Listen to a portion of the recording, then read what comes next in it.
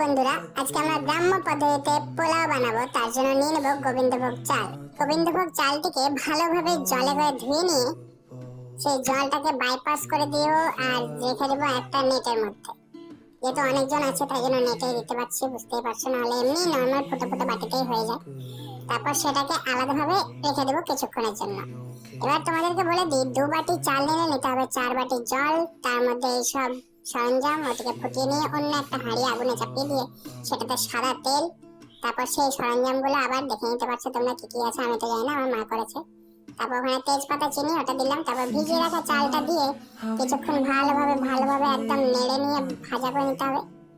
তারপর যখন একটু ভাজা ভাজা হয়ে গেলে লবণ, কাজু, কিশমিশ ওটা দিয়ে আবার একটু ভালোভাবে নাড়িয়ে সেই যে এক্সট্রা জল যেটা আমরা ফুটিয়েছিলাম সেটাকে ঢেলে দেব।